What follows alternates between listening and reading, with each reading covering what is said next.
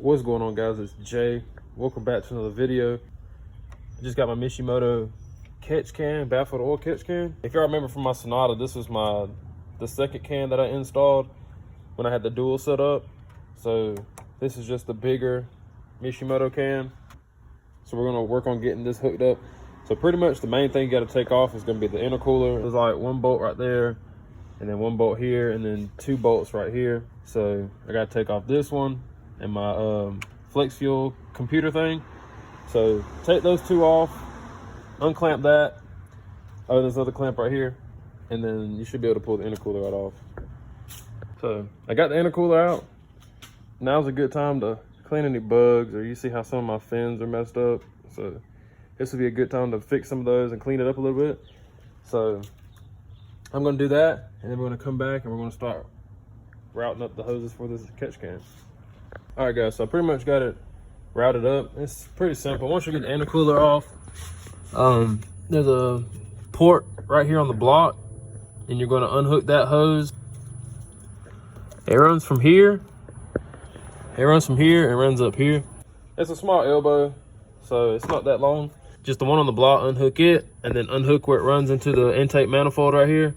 So then the hose, the port on the block, you're gonna run that to your end port on your can. And then the other hose, you're just gonna run it to the intake manifold right here where the other end of that hose come out of. So that's pretty much it. So I got it hooked up. I just gotta tighten everything down, and then we'll just put the intercooler and hook everything back up.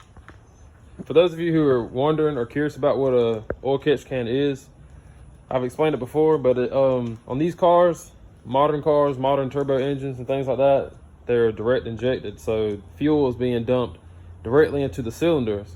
It's not coming in over the back of the valves and stuff. So in turn, the valves don't get clean. So when your valves don't get clean, they get caked up with carbon and all kind of stuff, which leads to issues longer down the road. So this is one of those things that can help combat that.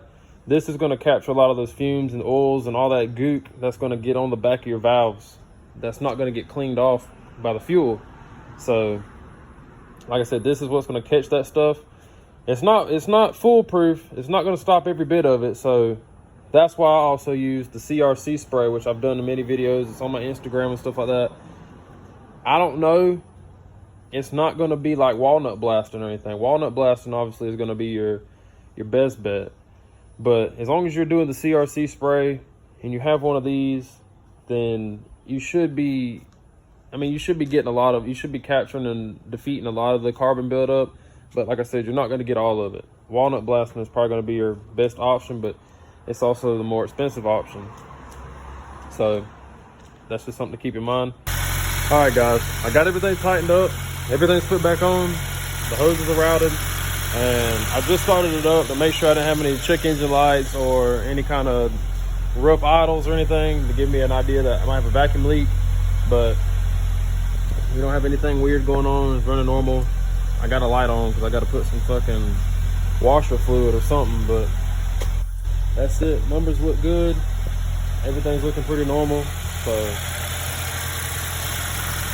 I say we hooked it up right. Small can has an in and out, like you know which side's in and which one's out, but this one doesn't. I'm not sure why. So that's the only downside to this.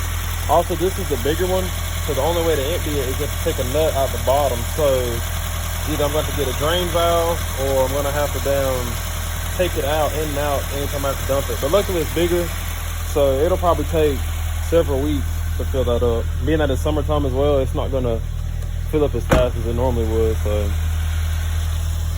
that's pretty much it, guys. Mishimoto baffled oil catch can. This is on the PCV side.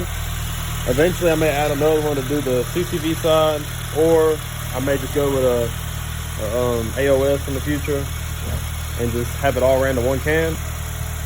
But for now, that's gonna do just fine. Don't forget to like this video, share it with your friends, leave a comment, I'll reply to you, and follow my Instagram.